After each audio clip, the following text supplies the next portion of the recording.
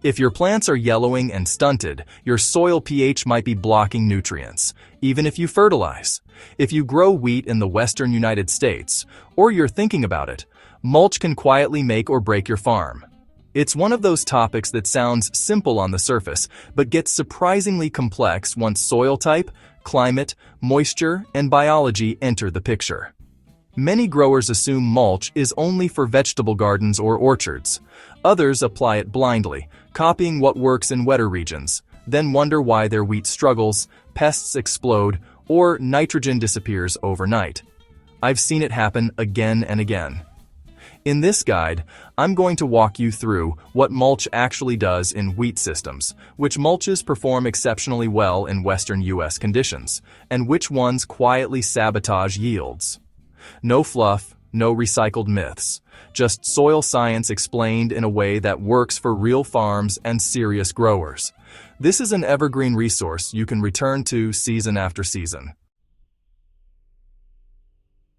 Wheat farming in the western USA is defined by water scarcity, temperature extremes, and fragile soil structure. Whether you're farming in California's Central Valley, eastern Washington, Montana, Utah, or the High Plains, you're dealing with evaporation pressure that farmers in wetter regions simply don't face. Mulch directly influences three things that decide wheat success: soil moisture retention, soil temperature regulation, and microbial activity. When done right, mulch reduces evaporation, protects soil aggregates from wind erosion, buffers roots from heat stress, and feeds soil biology that supports nutrient cycling. When done wrong, mulch can lock up nitrogen, harbor pests, delay soil warming, or interfere with seedling emergence. The difference isn't the idea of mulch, it's the type, timing, and thickness. Understanding that difference is where most growers either level up or lose ground. Wheat is shallow-rooted in its early stages, and that makes it extremely sensitive to surface soil conditions. The top 10 to 15 centimeters of soil determine whether seedlings establish evenly or struggle from day one. Mulch affects how quickly moisture moves through that zone, how oxygen is exchanged, and how soil microbes interact with nitrogen. In western climates, mulch also controls how fast soil dries after irrigation or rainfall, which directly impacts root hair development and early tillering. This is why wheat responds better to residue-based mulches than thick, organic layers designed for gardens. Wheat doesn't want insulation. It wants moderation. Let's start with what actually works. If there's one mulch that consistently performs best for wheat, it's wheat straw itself or residue from previous cereal crops. This isn't coincidence, it's biological compatibility. Wheat straw decomposes slowly, meaning it protects soil without rapidly tying up nitrogen. It shades the soil surface just enough to reduce evaporation while still allowing air movement and infiltration. In no-till or reduced-till systems, standing stubble also reduces wind erosion, which is critical in arid and semi-arid regions. The key is restraint. Thin, evenly distributed residue works best. Thick mats can delay warming in spring and create uneven emergence. Chopped straw spread uniformly after harvest gives the best balance between moisture conservation and soil respiration. From a soil science perspective, wheat straw feeds fungal-dominant microbial communities, which wheat prefers. This improves aggregate stability and nutrient exchange without creating nitrogen starvation. Barley and oat residues behave pretty similarly to wheat straw, but they decompose just a bit faster. This quality actually makes them ideal for folks who are rotating cereals or managing mixed grain systems. These residues do a great job protecting soil during winter and early spring, then gradually break down as temperatures rise, releasing nutrients over time. In cooler western regions or up in higher elevations, this faster breakdown can be a real advantage, since it helps soils warm up sooner compared to heavier straw layers. The trick, honestly, is matching residue levels to your climate. In very dry zones, heavier residue helps conserve moisture, while in cooler or irrigated systems, keeping residue moderate avoids excessive soil cooling.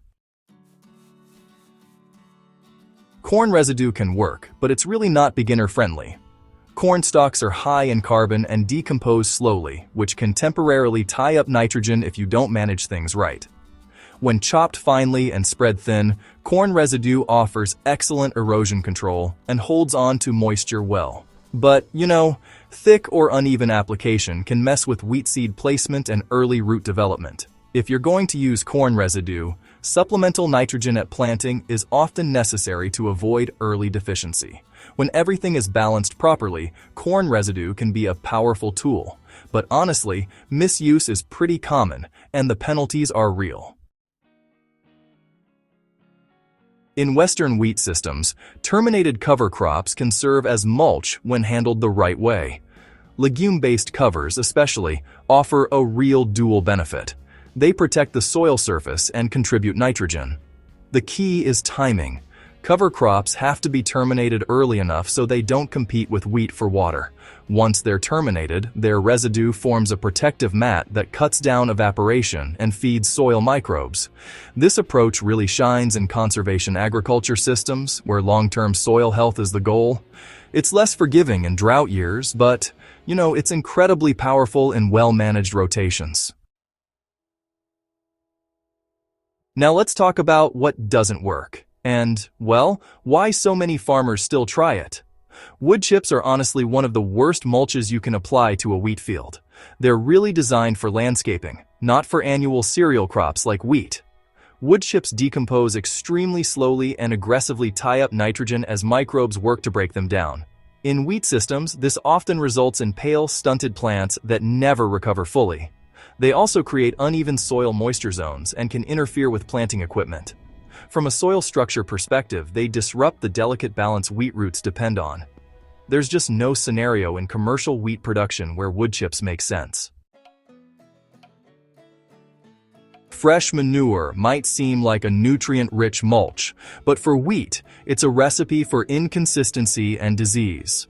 Applied on the surface, fresh manure can burn seedlings, promote fungal pathogens, and release nitrogen too rapidly, or not at all, depending on moisture and temperature. It also attracts pests and increases weed pressure. Manure really belongs in composted or incorporated systems, not as a surface mulch for wheat. Now, plastic mulch has no place in wheat farming. It traps heat, prevents gas exchange, disrupts soil biology, and makes uniform emergence nearly impossible. While plastic mulch works for high-value vegetable crops, wheat requires breathing soil and microbial interaction. Plastic strips the soil of both. It's expensive, impractical, and honestly, actively harmful in cereal systems. Compost is an excellent soil amendment, but as a mulch for wheat, thick layers are problematic. Heavy compost retains too much moisture at the surface, delays soil warming, and can cause uneven germination. It also encourages shallow rooting, which is really dangerous in drought-prone regions. If compost is used at all, it should be lightly incorporated or applied at very low rates well before planting. Not all Western wheat farms are the same, and mulch choices must reflect that reality.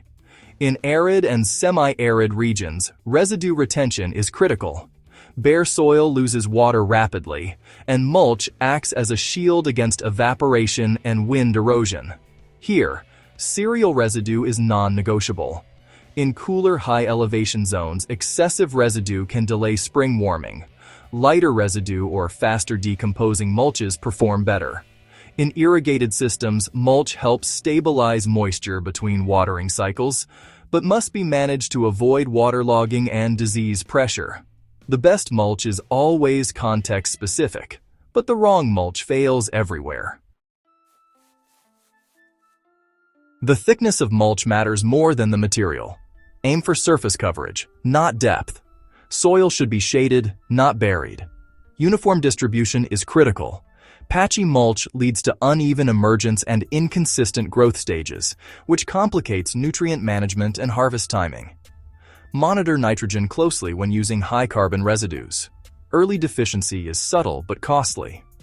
Most importantly, mulch should support your soil system, not fight it. If you see delayed emergence, pale leaves or uneven stands, mulch is often part of the story. Mulch isn't just about covering soil, it's about managing biology, water, and temperature in harmony. In Western wheat systems, residue-based mulches win every time because they work with the crop instead of against it. Wheat straw, barley residue, and well-managed cover crop residue protect soil, conserve moisture, and support long-term productivity. Wood chips, plastic, and thick organic mulches belong somewhere else entirely. When you understand the soil science behind mulch, you stop guessing, and your wheat starts showing it.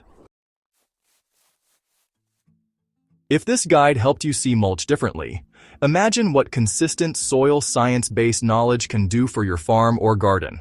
Subscribe to The Soil Science Garden for practical, no-nonsense insights that actually improve soil and yields. Share this article with a fellow grower who's struggling with residue, moisture, or uneven wheat stands. Healthy soil grows strong crops, and we're just getting started. Healthy plants start with healthy soil, and now you know what to fix.